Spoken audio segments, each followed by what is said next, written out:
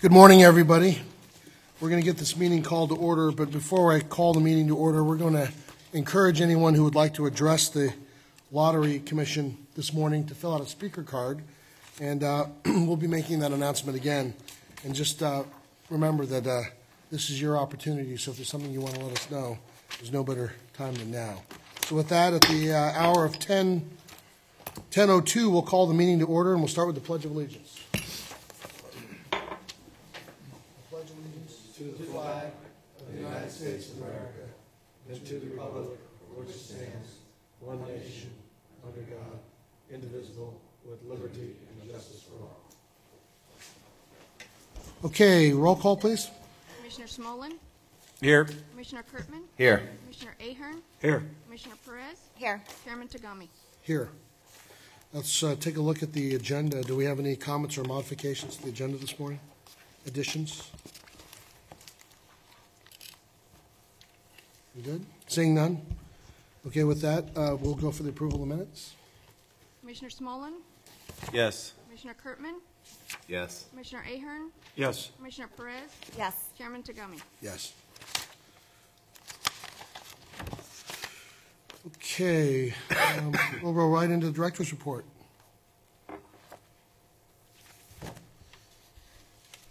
Chairman Tagami and Commissioners, good morning. This morning I'd just like to go over four basic topics. First of all, give you a little general business update, talk about our strategic planning efforts, a few operational updates, and then introduce today's agenda. This is our sales figures as of Saturday, January 26, our year-to-date sales figures. As you'll see, we're still ahead of last year in terms of our scratchers, our hotspot, and our daily games. And our draw games, Mega Millions and Super Lotto Plus, continue to lag last year. However, I think you got to take a look at the fact we're a little more than halfway into the fiscal year, and we're at $2.3 billion, so that's nothing to sneeze at. And then the other thing is that we are right now entering what is historically our busier season for the lottery, where our sales ramp up. So we're hopeful about that. As I mentioned, the scratchers, hotspot, and daily games are all ahead of last year's sales. And quite frankly, these are the areas we feel our sales and marketing people have more control over. Based upon the promotions we run, how we get the tickets to market, and our sales and marketing team's effort to push sales, we think those areas we really have more control over. The draw games are only the games lagging in sales, and that's really due to the lack of rollovers we're experiencing this year and the size of those rollovers. I think there's a couple major causes. First of all, there's very low interest rates, so when the actual rollovers do occur, they're not going up as fast because of the low interest rates. Secondly, the other states are actively selling Powerball, and we're seeing some of the Mega Millions jackpots not grow as fast due to the other states' play of Powerball. I think after we introduce Powerball next year, we're going to see a little cannibalization ourselves of our sales, and we're making amends for that in terms of our budget. But that we're seeing that right now in other states, and that's affecting our Mega Millions sales. And then the third thing is basically our Super Lotto Plus game. We did budget for this year a decline in sales. We're seeing a slow decline in Super Lotto Plus, which is our homegrown game that we have here in California.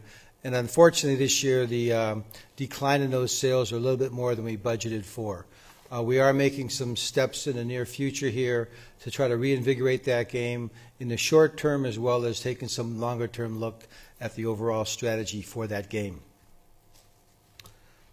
One area we're pretty proud of is the whole staff activation of scratcher tickets. It's really at an all-time high. To give you a perspective on this, about a year ago, when we went to market every month with 4 or 5 new games, it would take us about 4 weeks to get about a 75% activation rate of getting those new tickets out there and getting them activated at our retailers. By putting heavy emphasis on that right now, currently in the most recent period, we went to market with these our new games for the month. We achieved a 90% activation within 1 week. So I think you're seeing our ability to get the tickets out there get them on the retailer shelves, get them activated, and we think that's going to, over the long term, really help our sales continue to increase for the scratcher product. The other thing we're working on with the scratchers is the next day delivery of scratcher tickets.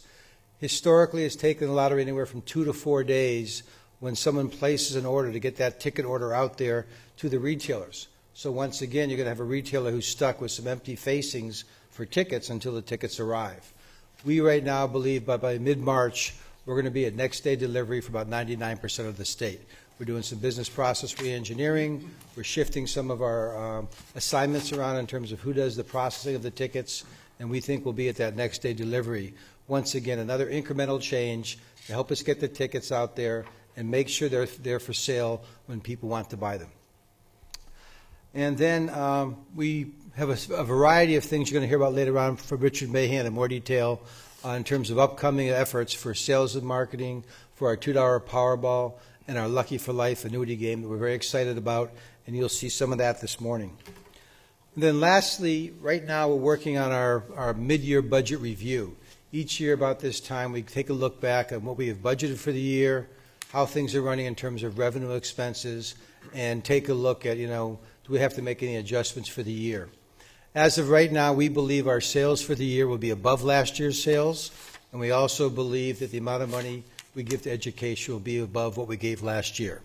What we've got to do now is figure out in terms of how sales are going, what adjustments we have to make in terms of some of our expenditures to make sure we hit those target figures. And we'll be reporting back to you in a few months about that.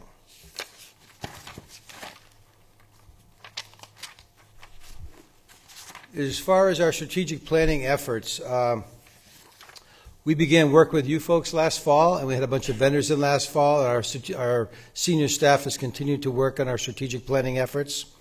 What we're seeing is 4 major themes or focus areas come out of this strategic planning effort. The first effort is really looking at our products, enhancing the products offered by the lottery, and trying to make them more attractive to our players. We really are doing some significant things in looking at how we can jazz up our products, so to speak, to make it more attractive. Second area is playership, really trying to build the playership for the lottery in a variety of ways, taking a look at our current players and how much they're playing, how we can keep them engaged, looking at any lapsed players, people who used to play the lottery that aren't, and then really putting a strong focus on what are we doing about those people who don't play the lottery in California. Right now, it's about 24% of the adult population who plays the lottery in California. That's down from about 32% about 10 years ago. So we're seeing a slow drift downward in terms of playership, and we want to put some initiatives in place to work on playership. Third major focus area is retailers, growing the network of retailers and enhancing our retailers' sales. We want to get more good retailers in the system. As we all know, the statistic is we're about 4,000 retailers short of the national average for the penetration level. So we want to get good retailers in this system, and we're doing some real good things in key accounts in that area, as well as individual independent retailers. And then the second thing is working really hard with the retailers themselves to enhance the retailer sales per store.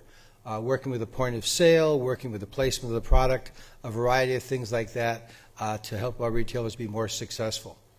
And then the fourth emphasis area is the area of infrastructure, working on our internal capacity here at the lottery and the culture of the lottery itself. We've got probably over 30 major projects going right now that we're tracking, taking a look at our people, our processes, and our technology to try to make things better for the lottery in terms of our ability to meet the challenges we face. So in support of these 4 major themes right now, our staff is working on developing goals and objectives for the next 3 years, and also supporting initiatives that are potential things we want to do over that time frame to make these things a reality. You'll be seeing more about that. We intend to come forward with the strategic planning information either in the March or the April time frame. Just a few operational updates. We have 2 new deputy directors with us today. We have Nick Buchan here, who's our new deputy director from finance. He came from the Department of Finance for the state, where he's used to working 14, 16-hour days on the budget, so our 15-hour days aren't any problem for him. And then we also have Amy Tong, who came to us from CalPERS. She's the head of our, Board of Equalization, CalPERS before that. And she came to us and is now the head of our Information Technology Division. So we're happy to have them on board. Nick and Amy, we welcome you, and this was the best day. Well, hopefully you have better days, but they say it's your first day is that you get to bask in the glory. We clap, we welcome you. But, welcome to the lottery family, and everyone's excited that you're here to help move the state forward. Great, thank you. Also, we're really continuing our hiring focus right now. As you recall, last June's budget included a number of new positions in our sales and marketing area.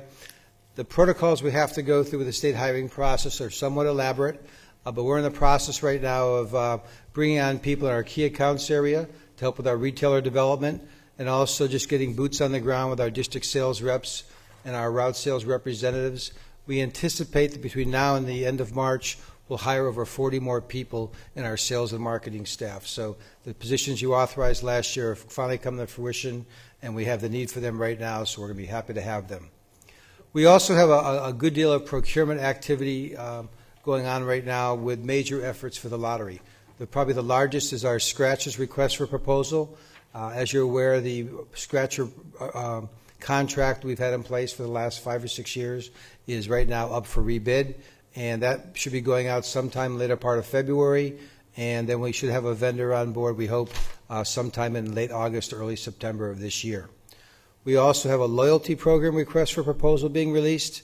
We want to have a loyalty program in place in addition to our second chance products, our second chance promotions we have. We also want to have a loyalty program in place.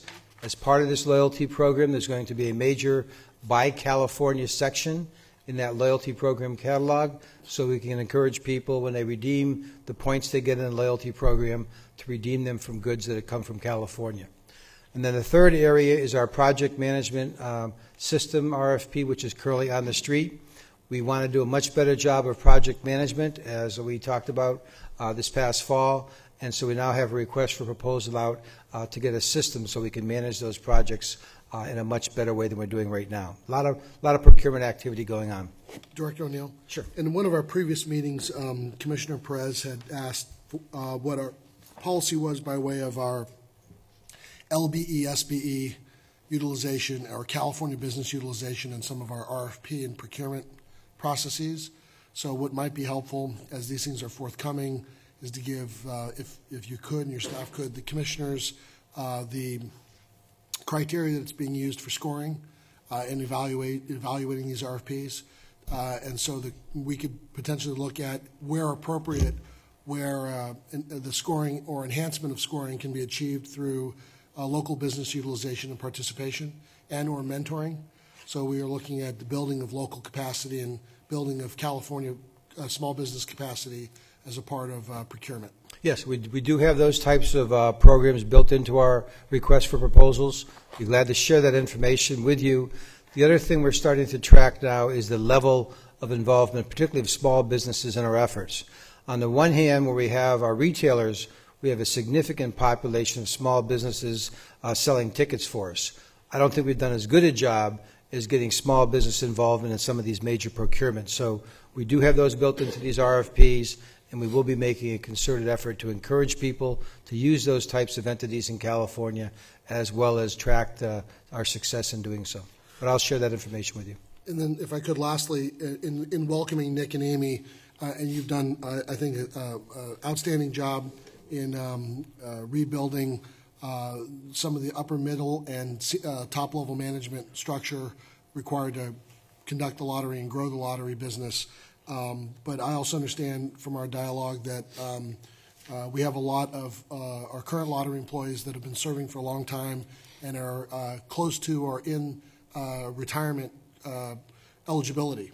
And so if we could maybe at our next meeting also get a little update and report on some succession planning to take a look at that, understanding the goal of being able to promote to the extent practical as much consistency, and then taking advantage of a lot of that tenured experience and know-how with the recent directives of not using retired annuitants and the like. There's, a double sided coin there, in essence, that some of the benefit we get of those who know, we lose with those types of policies. And then we want to make sure that we have the opportunity to bring folks on and get them up to speed. Be glad to. Right now, we actually have our human resources working on a succession planning effort, so we'd be glad to report to you, if not the next meeting, the meeting after that, when that is completed. But Really, in the next couple of meetings, I think that would be just fine. okay, great. Any other comments or questions from the director report? Just a final thing. After me, I'd like to, Richard Mahan will be talking about the sales and marketing activities. A lot going on in that area, so we thought would you like to see some of those and some pretty creative things happening. And then we're having our discussion regarding the lottery regulations, and then there's a few general business items. But I think the two presentations today will be very noteworthy. Before we roll into that, just to get a sense of it for us here this morning of the commission, how many people here in attendance are lottery employees? Just raise your hand. And how many people in the audience here are lottery vendors? Raise your hand. And how many people here are neither? Welcome. Okay. Okay. With that, I'll turn it over to Richard Mahan.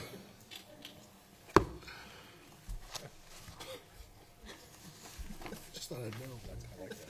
Good morning, Commissioners. It's Good morning. a pleasure to have the opportunity to once again give you an update on our sales and marketing activities. We're very excited today to really introduce you to our California Lucky for Life Scratchers launch. This is the largest family of games that we have ever launched here in California. It consists of a $1, a $2, a $5, and a $10 ticket. It's also our first annuity game with a top tier of $5,000 a week for 25 years as the prize. The game launched just a couple of days ago on the 28th of this month, and we're currently selling in about 20,000 retail outlets, and that will keep increasing as we activate more and more of the games at the retailers. And as Director O'Neill indicated, we have made great progress in accomplishing that. We're already, this morning I checked, hitting the 70% level of activation after just 3 days. This series of games is also being promoted at 1,100 outlets with a Ask for the Sale special promotion. We've developed a robust marketing and advertising campaign for these tickets. We have an ad campaign that begins this coming Monday, which is just 1 week after the launch, and we're doing this because we are accomplishing those activation levels. We're going to be advertising in LA, San Francisco, Sacramento, and Fresno for our general market. In addition to those markets, we'll be in Bakersfield with our Hispanic advertising campaign, and in LA, San Francisco, and Sacramento for our Asian African American launch. Wanted to just give you a sense of the look and feel for this campaign. Obviously, the primary message is the winning up to $5,000 a week. We're in our point of sale. There's already materials are already at retail, and these are just a few samples of what they are.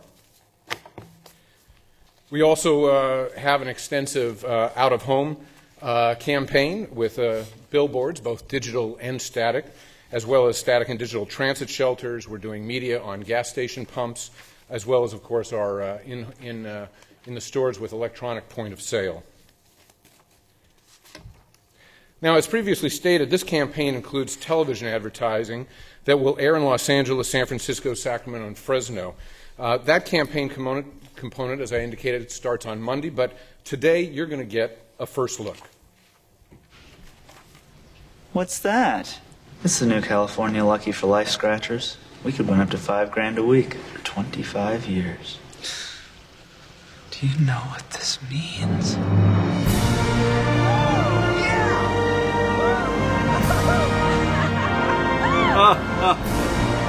This is great! What should we do next week? Whatever she wants! Yeah! California Lucky for Life Scratchers. Win up to $5 grand a week for 25 years. You've now met Tommy, the hero doll, in our television ad campaign. Tommy's Ride on the Beach is just the first of many adventures that our players, and more importantly, our non-players, will follow on digital and throughout our owned media. Ahoy, Internet friends! As you can see, when you win California Lottery's Lucky for Life Scratchers, you can do just about anything you want, whenever you want. I'm getting $5,000 a week for 25 years. Right now, my friends and I are grilling crab in the South Pacific. Where will I go from here? You'll have to check in every week to find out!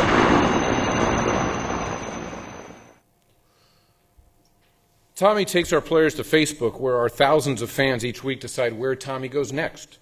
Tommy, who of course has his own hashtag, then tweets his location, and also through his tweets he talks about our upcoming launch of Powerball.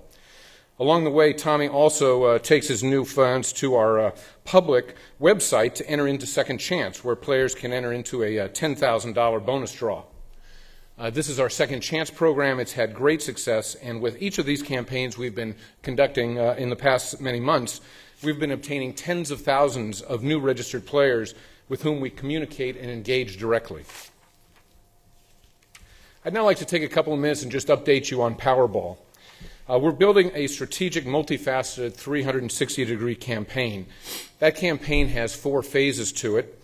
The first phase actually started yesterday and consists of a variety of media in our social pages and on our public website, which includes a counter. There's a static visual of it here that counts the days, hours, minutes, and seconds down until the California launch. Phase 2 of the launch begins on March 18th with a teaser campaign that will be in the out-of-home billboards and other venues, as well as a TV teaser campaign and a radio teaser campaign. And of course, our social and owned media will further develop a dialogue with our interested players and build the momentum and the interest. Phase 3 is the launch itself, begins on the 8th of April with a broad-based TV, radio, out-of-home campaign that will transition from the teaser campaign. And then we will go to our after the launch phase, where we will have a sustaining campaign that will consist of jackpot alerts, and we hope in the coming fiscal year a sustaining branding campaign for Powerball and our other jackpot games. Now, while there are many exciting new products and campaigns still to come this year, we are already including in the conclusion of the efforts on Powerball, we are going to be conducting 4 launch events. 2 of them will be concurrent in Los Angeles on April 8th, one in Los Angeles, one in San Francisco. We're going to have celebrity hosts. We're going to have a live streaming between those events. And then we will have our first draw event in Sacramento on April 10th, where the actual Powerball draw will take place here at the lottery. We will also have an additional event earlier in the day here for the public. We're also, just as a side note, doing a ask for the sale promotion at 2,500 retailers for Powerball. As I indicated, there are a lot of exciting things still to come with Powerball and other Scratcher product launches, but we're also already looking forward to 2013 and 2014. Clearly, we're going to have key objectives that are pretty simplistic to state. Increase sales and increase the contribution to education. But with that said, we have to have marketing strategy and tactics to take us to new levels. It's often been said you can't keep doing the same thing and expect different results. And that applies for us as well. So we're really looking at what we can do new and that is more than we've done in the past. And it goes to really a strategy that we have had of every ticket has value, and that we build upon that. We have to, as Director O'Neill said, we have to continue to maintain our core playership, but beyond that, we really have to re-engage lapsed players, and we have to engage the new players. And to that end, we are looking to a full implementation of our mobile app that is going to be rolling out in the coming months. We're going to start to pilot test that just in the next month or so.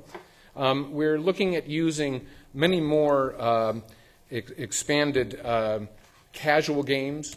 We're launching in May a ticket with a QR code that will take players to a casual game that they can play for free repeatedly, and from that engage them and then keep them wanting to play to the point where they enter for more money and for prizes. And as Director O'Neill indicated, we have our rewards program that is building with the RFP that is on the street. Finally, we will look next year to be doing a significantly increased amount of experiential events. Last year, we did 18 experiential events in addition to fairs and festivals. This year we will do 54. Next year we're targeting to do over 125. We really want to take the play of lottery and the name of lottery and the brand of lottery to the players on a new grassroots level. So I just wanted to give you a little preview of the directions we're looking at in some of our planning activities as we're building next year's budget and strategic initiatives and direction. And I'd be happy to answer any questions you have on any part of the presentation. Thank you very much. Thank you. Exciting stuff. Can I ask, how can the commissioners best support you and your team as you do your rollout by way of participation in any of these events, if needed, both in their local market or in your LA, San Francisco, or here at the lottery headquarters rollout? That's a great question. In fact, your names are already on invitation lists for those launch events. We do want you participating in them.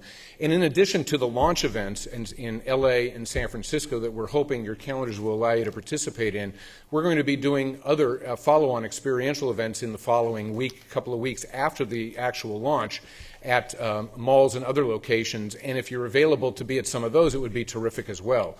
And I know, Commissioner Perez, we've talked about Bakersfield and the Fresno areas, and in fact, we are planning one of those events after the immediate launch to be in the Bakersfield area. So we hope you, if you're not available for LA, we're hoping you're available for that one. So I'll just, Commissioners, if you have an interest, I guess direct to the Director O'Neill or to Mr. Mann, and thank you. Great. I'm sure you'll be getting invitations soon from Paula Labrie and Paula Negrete on those events. Okay, great. Thanks a lot. Thank you. Okay, regulations update. Nicole. Oh, while Nicole's walking up, I'll ask the board secretary. In my zest this morning, I skipped our approval of our minutes from November 29th. I thought we covered it, but maybe I was hearing an echo of the roll call. So with that, if there are any comments or issues with the November 29th commission meeting minutes, seeing none, may we have a roll call, please? Commissioner Smolin? Yes. Commissioner Kurtman? Yes. Commissioner Ahern? Yes. Commissioner Perez? Yes. Chairman Tagami? Yes. Okay, and that Nicole brought that to my attention, so thank you, Nicole. So how are you holding up? I'm doing great, thank Good. you, Chairman. Good morning, Commissioners.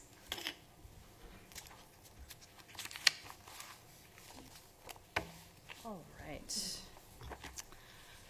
So I'm going to start today by giving you a brief update on our regulations project and to start the recent developments, which we kicked off the year by releasing the regulations to the public. They were posted to our public website on January 8th. We notified our stakeholders, our retailers, and partners out in the community of this development by way of an e-newsletter. And so they are well aware of our efforts, and they can go to our website. There is an email address set up, regulations@calottery.com, where anyone who's interested in providing feedback can do so. To that end, we have received some comments to the regulations so far, and they were provided by an individual who used to work at the lottery and was particularly interested in the project, and so he actually provided some little nits and nats on typos and things like that, which we of course do very much appreciate. But we continue to monitor the regulations email address for feedback daily. And when individuals submit any feedback to that email address, they receive an automatic reply from us acknowledging and thanking them for providing that feedback. I will continue to update the Commission on feedback that we continue to receive. And in terms of the draft itself, the Legal Division continues to review and make any additional updates in consultation with subject matter experts across the lottery. And so we consider any feedback received now, whether it's within or outside of the lottery. Excuse me. Is there, other than the past lottery employee, is there anybody else looking at these making comments? No, not that I am aware of, Commissioner. Okay. Next, Commissioners, I thought I would take a moment to just remind you all of the types of revisions that we have been making to the regulations. And first and foremost, we did a significant reorganization of of the regulations. We started the project by doing some reorganization, but after taking a closer look at the overall document structure, we decided to further reorganize them in a way that would make them even more user-friendly and citable to those within and outside of the lottery. We eliminated redundant provisions in the regulations and clarified language, making a lot of the regulations more concise. We also ensured that our regulations were consistent with current law and actual practice. And so this entailed numerous meetings with divisions across the lottery to really focus in on what was actually the current practice and how we can update the regulations to make sure that we are consistent. Some of the major areas that we focused our attention on in terms of revisions were ticket validation and claiming, promotions, sponsorship, merchandise, and tickets, second chance draws, which, as my colleague Richard Mahan was just mentioning, this has become quite a popular part of our marketing efforts, and so there was previously no mention of second chance draws in our regulations. So that's the type of thing in terms of actual practice where we wanted to make sure we were acknowledging what the lottery's current efforts entailed. In addition, procurements of goods and services was an area that we took a look at. And since we last convened, commissioners, one area that we did also make some revisions to were our regulations around Super Lotto Plus. A group of subject matter experts within the lottery convened to take a look at Super Lotto Plus and make sure that our prize payout structure was consistent with what the lottery is able to do under AB 142. And so we made some appropriate changes that you can see in the marked version of the regulations that you have. In terms of next steps on the regulations, the draft continues to remain on the lottery website, and we will be posting an updated marked version on the website in the early part of February to show members of the public and the Commission what changes have been made since the version was posted on January 8th. We will continue to review and consider any feedback provided by the public to our regulations email address or any feedback we happen to receive by any other method. We will be circulating any additional revisions to the proposed regulations to you, Commissioners, 10 days prior to your Commission meeting, so you will always be aware of any modifications to the regulations prior to the upcoming meeting. And in terms of potential approval for these regulations, it largely does depend on how many additional pieces of feedback we receive and how the regulations are going to evolve. We could approve them at our next meeting in Los Angeles. We could approve them in March. We're very flexible in terms of when we're going to ultimately approve these. But we, to your prior directives, Commissioners, are being very open with the process and welcoming public feedback. Thank you. So next, I'm going to invite our Chief Deputy Director, Paula Labrie, up to join me for a discussion that I'd like to introduce on the Code of Conduct. Thank you. Good morning, Paula. Good morning, Mr. Chair and Commissioners. Can you hear me okay? Perfect. Okay, great. I just wanted to give you an update on where we stood with the Code of Conduct. We discussed that at our last meeting, and we had a directive to go and do some drafting, and so I wanted to just let you know where we were with that, even though it is not up for vote on this today's agenda. Eventually, you will have to decide whether you want this Code of Conduct in the form that we've drafted it, and we've hoped that we've captured all of the ideas that you wanted, and whether or not you want it to apply to both senior staff and to the commissioners, and whether or not you would want it to be part of the regulations or as a standalone policy. So some of the work that we did since our last meeting was to include in the provisions that this applies to both senior staff and to commissioners.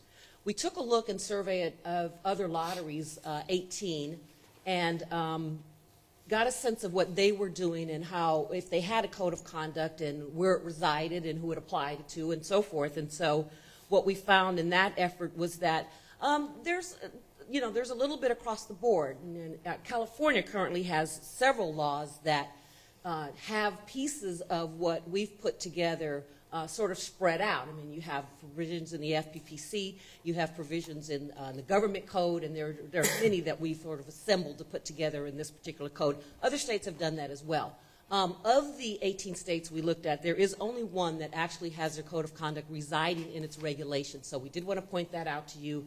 That's what our research showed. And we're happy to answer any questions that you have, hoping you'll have a good, hearty discussion, and that we'll be bringing a final product to you for vote at some time in the future. Thank you. Well, first let me say thank you, Paula, and let me say, Nicole, really I appreciate the time and energy you and your team have put forth to undertake this. And it's been some time since the lottery has really looked at blowing the dust off the regulations and kind of reorganizing it for today's lottery. So it's quite an undertaking, and your cooperation with how we circulate and receive comment, I think, is a good process. And again, if we don't get a lot of comments, no one can say that we didn't offer them the opportunity to opine.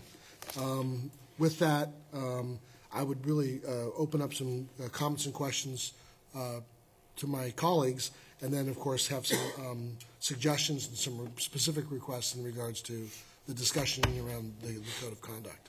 So if anyone has any comments or questions of Nicole or Paula? Anybody? Okay. I guess for my part, understanding that our objective really here at the lottery is probably nothing short of being the #1 lottery in the country, the goal then would be that our regulations and how we go about demonstrating to Californians and to other states that we want to play a leadership role in how lotteries are conducted. I think we need to have safety, security, and transparency that is at the upper tier. So the great state of Kentucky, I see, actually has their code of conduct in their lottery regs, and they stand alone in that regard. So I'm going to have to vote with Kentucky on this one and suggest that and look for some guidance from my colleagues and also the director, but would like to see how we can include our code of conduct in our regulations as far as it being drafted, with the understanding, of course, if we, along the path between now and when we actually go to ratify this set of regulations, if we find something inherently wrong or that's problematic with doing that, then we, of course, have that discussion. In doing so, I guess one of my open questions, and I'm sorry I didn't bring it up at an earlier meeting, is I think the state has a standard revolving door policy in regards to former employees, former commissioners on various boards, and their ability to conduct business with or participate and be a part of that business. Is that my understanding? Yes. And that's in the Business and Professions Code, or is that in? I believe that's in the government code. In the government code? If we could, just for the purpose of cross-reference and clarification, sometimes even if it's just noted here with a recital and it points to, pursuant to, the government code, clarifying as part of the code of conduct what the revolving door looks like and what that issue is. Some people refer to that as a tail. Revolving door probably sounds a little more eloquent. But I think that would be one suggestion as a topic for the code of conduct. And with that, Director O'Neill, are you, what's your perspective on inclusion or exclusion as direction for drafting purposes? Well, I agree with you. We want to hold ourselves, I think, to the highest standards. So I actually, I believe I support your, I don't believe, I do support your effort to include it in the regulations. I think that from a consistency point of view and from a going forward point of view, if it wasn't in the regulations and it was just in the lottery operation manual, the director, without any public notice or without any transparency or accountability, could make changes to this policy on his own, his or her own, in the future. And I think what we're looking for is some consistency over time, the standard to live on, so to speak. And I think if it's in the code of the regulations, basically it would be a public act. It would have to be on the agenda, it would have to be noticed to people, and there would have to be a public discussion about any changes considered for the regulations and the code of conduct. So that's why I agree. I think from a a longevity point of view and accountability and holding us to the highest standard, it'd be appropriate for the code of conduct to be actual part of the regulations itself. Okay. I have a question. Would we have an issue with current employees if we demand that all employees follow the draft code of conduct that we have now?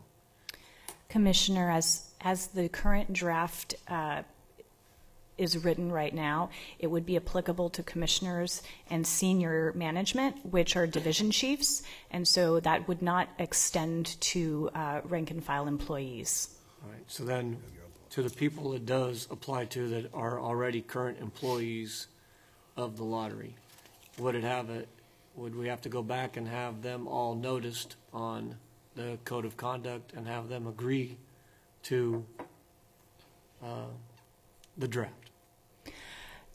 Certainly, we would inform the individuals who are subject to any sort of code of conduct that it has been adopted. And I think that most of the senior management team that would be subject to it are aware that this is a process that we're discussing. One thing that we've discussed internally in terms of awareness and compliance with this type of code of conduct in our regulations is perhaps on an annual basis, concurrently with the Form 700 process, doing an annual certification to indicate that commissioners and senior management team members who are subject to this particular code of conduct both are familiar and aware of it and continue to comply with it. Right. Exactly what I was looking for. Thank you. Right. Yeah, operationally, I think that's a really good. Paula? Yeah, Commissioner Ahern, I think that what you're asking is in terms of who it applies to, and the way that we drafted it so far is the exempts and appointees. Our HR department does have a set of standards that all employees have to follow, and they're briefed of that when they come on board. And so there is something in existing lottery world there that applies to the other employees. So this would apply to the exempts and appointees. Commissioner Kurtman brought to my attention a question that's actually a very good question in regards to Code of Conduct item number 6, the Commission's respect for role of management. And in some municipal cases for members of city councils and boards of supervisors, there's anti-interference provisions that are set where they are clearly the policy-making and legislative body but not able to interfere or direct staff directly. And so the clarification to that is in regards to getting information. And so just to the extent practical, the ability to clarify the language of the authority, the right to ask for information, not direct, but it's basically more of a due diligence function. And again, from for the smooth operations of the lottery, clearly the ideal situation is through the director. And then I guess the question would be, in the event of unavailability for whatever reason, and not to get hung up on the technicality, but just to clarify the ability for communicating with the senior management level for the purpose of clarification and or inquiry for due diligence. So, but I think that was a very good question. Hey, Phil, I have a quick question. Yeah. Is it possible to get a copy of the Kentucky regulations? I'd just be curious to see how they've written their code of conduct. We can get you a copy of that, certainly. Thank you. Does anyone know what the state of Kentucky, it's like not, what is it, so you know, different states have like, you know, the Buckeye State or what's Kentucky? The Bluegrass State? Bluegrass. Bourbon State. The Bourbon State? I like it. Good. I support that. All in favor? Aye. That's right. Okay. Well, good. So, so I think by consensus, unless I hear otherwise, what I'm hearing is I think there's a support, and if appropriate, we guys do it by a roll call to direct staff to draft the code of conduct as a part of the regulation for what's going out for distribution for consideration at our future meeting, with the understanding that as we're doing this language, we may get other comment or change. Does that sound right to everyone? just to be clear, we're going to continue the conversation, the Commission's going to continue the discussion around content and all of that into the... Clearly, I mean, this is an open matter until we take our final vote, but I guess for drafting purposes, so as you organize your table of contents and where this lives, it would not, you know, and I, by the way, really do appreciate getting the red line. I had actually started to review the first copy I got against the old one and realized how come I'm not asking for a red line. And so thank you for sending the red line. It makes it a lot easier to review the draft that way. But I guess what I'm saying is, and I guess I could just put the vote, if I could actually, if my colleagues would be willing to consider for drafting purposes to go ahead and have the code included in regs, could I ask for a motion in a second, if that's something that you would I'll make a motion to include the code of conduct and the regulations. I'll second that. I don't think this was agendized as an action item. It isn't, but just to make sure the direction of the staff's clear, I think we can have a vote just to make sure there's a consensus. May I call the roll on that? Commissioner Smolin? Yes. Commissioner Point of Kirkman? clarification. Yeah. Well, I think we need to say that it's in draft form. No, without question. Yeah. We're not adopting the regulations. We're just, this is a direction to staff to make sure for drafting purposes that there's inclusion in the code of conduct. And again, we could take any series of actions in regard to this draft document prior to the actual formal adoption of it. This is just for drafting. Commissioner Smolin? Yes. Commissioner Kirkman? Yes. Commissioner Ahern? Yes. Commissioner Perez? Yes. Chairman Tagami? Yes. Okay, so I think that's clear on that issue. I really appreciate all your time and effort on this, and we look forward to continued dialogue and back and forth as we keep developing this and refining it. And hopefully we end up with this is one for the resume, Nicole. Thank you. Okay, for your resume, that is. Okay. Thank you. And the lottery. Okay. Moving on. Consent calendar. So we have ratification of the termination of existing security guard contract and ratification of director's execution, new security guard contract, max. Well, are you, okay, are you abstaining on this one? Or? I am. Okay. Yeah. So I'm going to be turning the meeting over to Commissioner Smolin for a potential conflict on this matter. Please. Give me that hammer. Give me that hammer. There you go. Sorry. You get a new one. Yeah, okay, so there's not going to be any presentation on this one unless any commissioners are going to be requesting a more detailed presentation? Is that are we all comfortable with? No presentation. No presentation I am necessary? comfortable with that. Okay. Do any commissioners have any questions or comments on the consent calendar, item 7A or 7B? No. Okay. Can I have a motion to approve the consent calendar regarding 7A and 7B? Motion to approve 7A and 7B. Second. Secretary, please call roll. Commissioner Smolin? Yes. Commissioner Kirkman? Yes. Commissioner Ahern? Yes. Commissioner Perez? Yes. I guess Phil can come back now.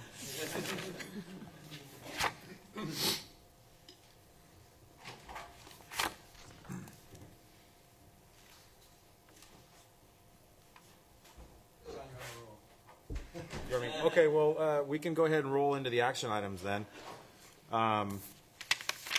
I believe there will be presentations on the action items. Okay, let me find out if I can get to that in my book. Richard, are you doing the action items? The first one anyways? Yes. Okay, so you can go ahead and give us a presentation. This will be regarding the African American Advertising Contract Amendment? Yes, it is. Okay. As you may know, the lottery contracts with 4 advertising agencies to provide advertising services for our general market, Hispanic, Asian, and African American consumer markets. This action item requests your approval of a $1 million increase in the expenditure authority of our contract with Muse Advertising, the agency that has provided our African American advertising services since 2007. The contract has a current cap of $8.5 million. We are not, I want to emphasize, we are not asking for an increase in our budget. The funds already exist for this increased authority, which is necessary to fulfill our upcoming campaigns, including the launch of Powerball at the lowest possible advertising rates. Muse Advertising has performed quality services throughout the contract, which expires in October 2013. As such, we are currently preparing a request for proposal for a new contract that will be awarded next fall. We ask for your aye vote on this. Thank you. And if we could, for the record, reflect this hour or this time for my return to the chamber. Thanks. Okay, within any questions or comments? Seeing none, is there a motion? We're on, just to confirm, we're on 8A, correct? Yes. Call the roll. Or is there a motion, sorry? I'll make a motion to accept action item 8A as submitted. Second. Okay. Commissioner Smolin? Yes. Commissioner Kirkman? Yes. Commissioner Ahern? Yes. Commissioner Perez? Yes. Chairman Tagami? Yes. 8B, did you take them all? Please, Jim. Morning, Mr. Chairman, Commissioners. Good morning. With 8B, staff is seeking your approval for a contract amendment with Burke to extend the term and add funds to the contract expenditure authority. And this Burke conducts the communication effectiveness tracking study. And what that is it's interviews conducted among a random sample of California adults that allows the lottery to, monitor the pulse of the public, in terms of, the attitudes towards the lottery and its products, the percentage of adults who participate in the lottery by buying products, who those people are in terms of their demographics, just to name a few. And so since it is tracked over time, it allows us to measure changes in those attitudes and playership levels as a result of any advertising or marketing efforts the lottery does. And that's how we use this. The information is provided to the sales and marketing division, and it aids them in developing their strategies and tactical efforts because they're able to assess how their past work has performed. This study allows us to satisfy certain requirements in the Lottery Act. For example, to have research to get the reactions of the citizens of the state about any proposed features or existing features in our games. This contract was approved by the Commission back in February 2011 after a competitive bid process. In response to our RFP, which was released in January of 2010, a total of 9 companies were evaluated. Burke rose to the top for their research design as well as their competitive cost.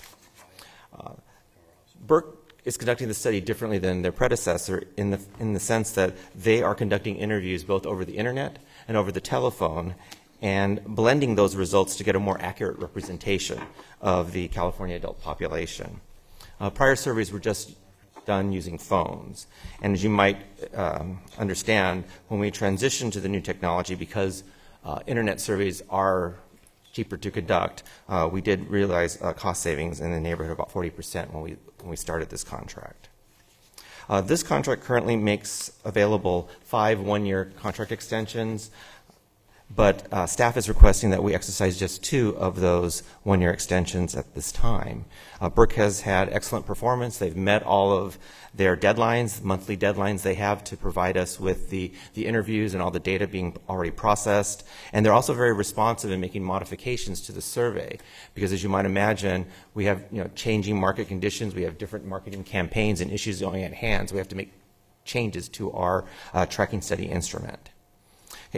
In this 2-year extension period, staff will be reviewing the market research industry in terms of current costs for interviewing, as well as the current trends in data collection and interviewing, because we want to make sure that we're on the right edge of that. And so staff will then be in a position to know whether a new RFP should be issued or seeking additional extensions. This period of time allows for the development of an RFP, for this due diligence to occur, the development of a new RFP potentially, a procurement process to occur, as well as a transition period, because when a company comes on board to do the study, it takes them many months to kind of prepare and gear up to conduct it. So in addition to extending the term, staff is requesting to increase the contract expenditure authority by $800,000, raising it to a total of $1.35 million. And the reason this figure for the 2-year extension is greater than the initial 2-year term is for these reasons. First, as I mentioned, there is a transition period. So the first 3 months of the current Burke contract, they really weren't conducting any interviews, they weren't doing any data processing, so they didn't have any costs associated with that, and nor did we get any bills for that. And secondly, the lottery is requesting of Burke to increase the number of telephone interviews. And that's so that we can provide better comparisons to our prior data, because we do track this data over a long period of time to look at the trends, like such as Director O'Neill talked about playership figures over the years. We look at that. And so we've asked for a larger sample of phone interviews for right now, at least. And phone interviews are more expensive than those collected over the internet, and that's why the Contract Expenditures Authority is for $800,000. And that concludes my presentation. If there's any questions, I'd be happy to answer them. Questions? Was this the low bid for the RFP? It wasn't the lowest because they had a blended sample of both phone and internet, and it was but it was the most comparable, and they had the most experience in the category. But it was among one of the lowest. One of the lowest. One of the lowest. It wasn't now, the lowest. This survey is going to come back with facts in regards to their survey, correct? Yes, it provides us with data, so we're able to answer questions like, for example, I think I brought one here, is we provided marketing kind of an analysis of awareness, playership trends as a result of the recent Monopoly campaign. And will this bid also include recommendations from Burke to the lottery? Not in terms of our advertising or our marketing efforts, because they aren't experts in that field. They would provide recommendations on how to make modifications to the actual tracking study instrument, meaning the research that we conduct in order to either better sample people, types of questions to ask in the future to provide better information to marketing. But they aren't advertising experts by any means. They're a research company. Jim, thank you. And okay. Commissioner, did that answer your question? Yes, sir. Okay. In essence, what we're doing is polling. But and there's more back end on the analytics as it relates to the crosstabs. Yes. And they may be going deeper. What's the interview? Is this a 20-minute poll? Well, obviously when it's on the internet, we don't know the time. When we do it over the phone, it's anywhere from a 15-minute to a 25-minute, depending how many games the player participates in and so forth, or if they play the lottery, because this is all California adults. Sure. Because it is a little, when you look at it based on the sample size, it is a little rich as it relates to overall cost. But again, I'm ignorant to how deep they go on the back end analytics of what the actual report looks like. Again, all things being considered, then you also have this for a 2-year duration. How many times are you going into the field to do this? It's done on a weekly basis. Right. There's a continuous, not the same people are being interviewed, sure. but it's done on a weekly basis, primarily because of the fact that because the playership levels are so much a function of the jackpot levels in the games, we can't in advance decide that this week we're going to do the tracking study. Right, so I guess what I'm saying, and excuse for the redundant nature of the question, but so weekly they're doing surveys, and so how many and monthly is when the data is being collected and compiled and provided to us. I got you. So how many surveys are they doing per week when they're doing the surveys? Let's see. It ends up being per month in the neighborhood of about 300. Okay, so that answers my question. Thank you. So, I was looking in comparison to political polling, which would be done maybe 2 or 3 times a year. This is done with a greater frequency, and it's a pretty good sample size considering it's done continuously. So, right, we collect 3,000 to 4,000 interviews a year. Are there any other questions? And if not, I would entertain a motion on this item. I'll make the motion. Second. Call the roll, please. Commissioner Smolin? Yes. Commissioner Kurtman? Yes. Commissioner Ahern? Yes. Commissioner Perez? Yes. Chairman Tagami? Yes. Thank you. Thank you. Next item. Nicholas Buchin. Welcome. Good morning, Commissioners. Good morning. Good morning. I'm here today to talk to you about our investment strategy and our investment policy, and both are required to be reviewed and approved by the Commission annually. So I'll start with our investment strategy. For 2013, we recommend continuation of the existing investment strategy, and this strategy focuses on ongoing activity and maintenance.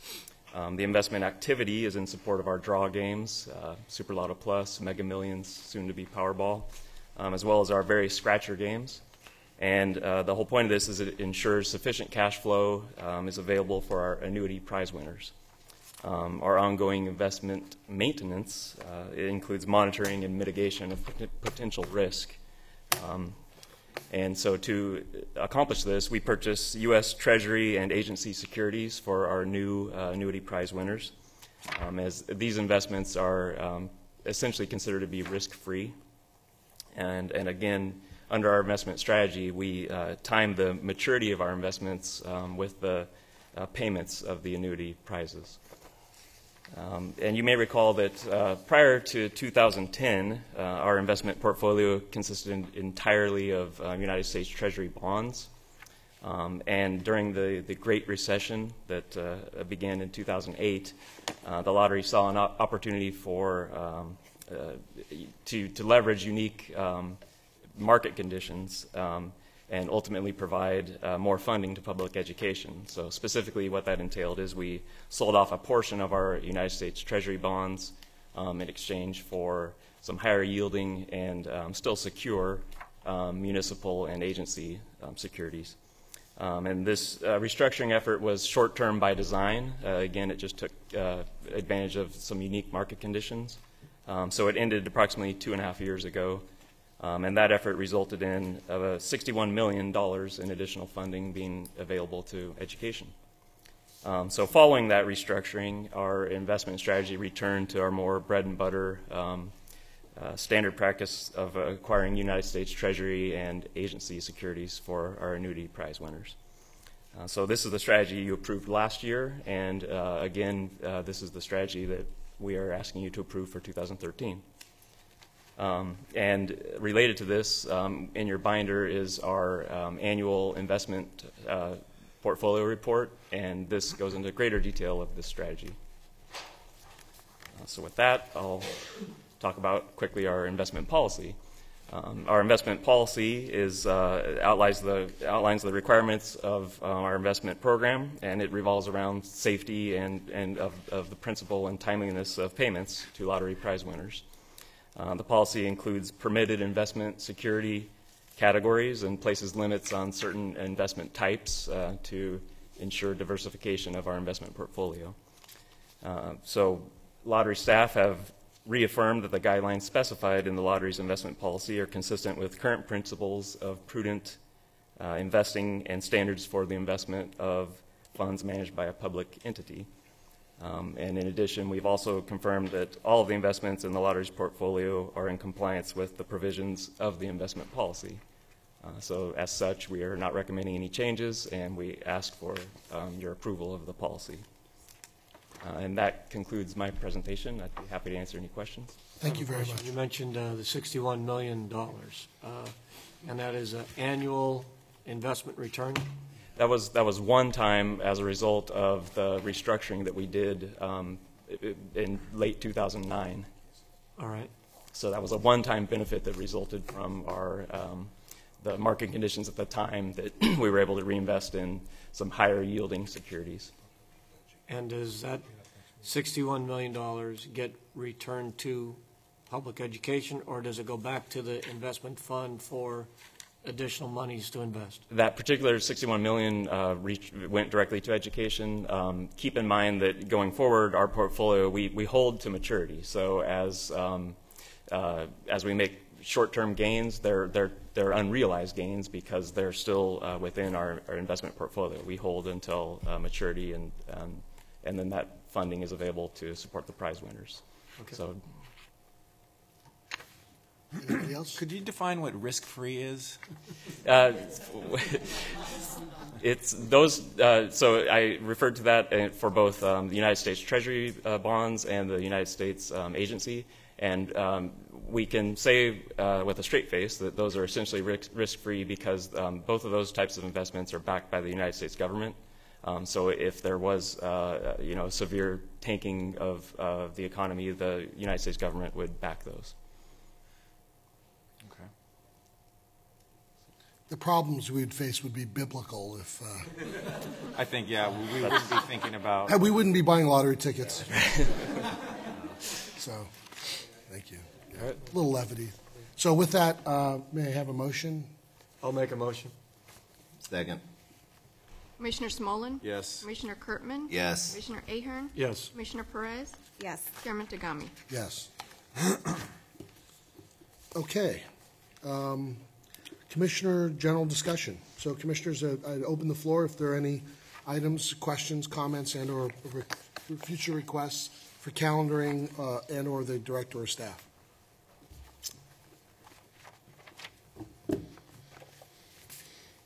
Preference of bottled water at the meeting? No, nothing? Okay.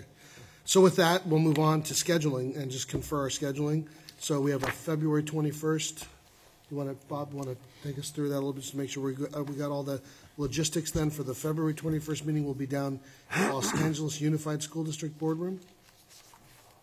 Yeah, we're all set for that one. And then the question would be on the rules and regulations, if we want to have a March meeting on that, depending upon the level of interest and comments we receive. We had kind of left the March meeting as kind of a pending meeting to see if we wanted to do that. And also the question of whether to have it maybe in the Central Valley in Bakersfield, if we did have that meeting. So once again, I would suggest that if there is not a line of people waiting to participate in LA, I doubt that there'd be a line of people in Bakersfield. However, if there is a number of interested people in Commissioner Perez, rebuttal? Yes, I was going to say that newly elected Assemblymember Rudy Salas, actually one of the first calls he received from his district in Bakersfield was about the lottery and how to become a retailer. So we're taking a presentation to Bakersfield for him. Cool. So there is. There is a rebuttal. So my thought would be the March meeting right now is a possibility, not a certainty. Right. If we decided not to have a meeting in Bakersfield, we probably wouldn't have a March meeting and then do whatever business for March at the April meeting. And have that here in Sacramento. But we would have a meeting in April, May, and June because we have a series of things coming. The draft budget would be coming, the final budget, as well as some of the strategic planning documents before that. So there'd be a good number of items for the April, May, and June meeting.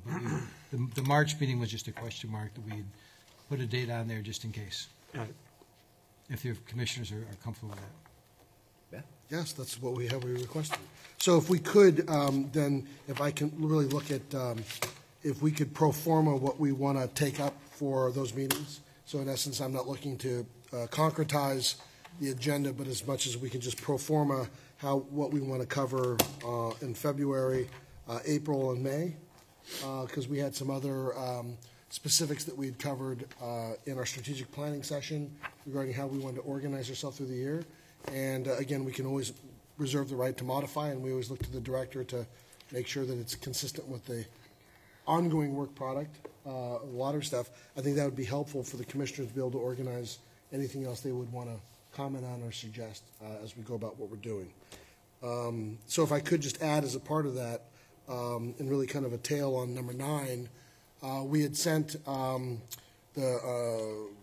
behalf of the commission and the executive director a letter to the governor in late December, kind of illuminating what had been accomplished since Director O'Neill had been appointed and since this full complement of commissioners had been appointed, and really with the hard work and dedication of the lottery staff and the senior management team, I think a lot of really good work was accomplished in 2012 and pushed the lottery really on a very solid footing.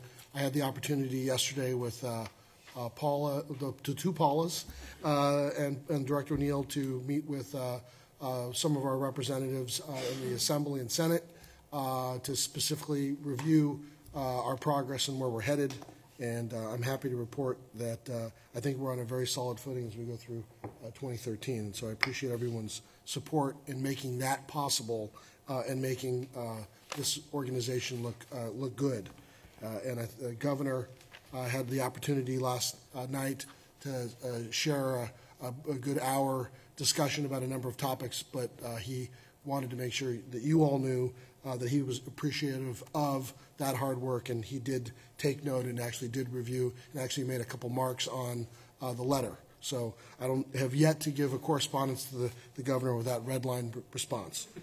So he is paying attention. So with that, any public discussion? Any comments, any speakers, any open forum? Seeing none, I move to adjourn the meeting. Thank you.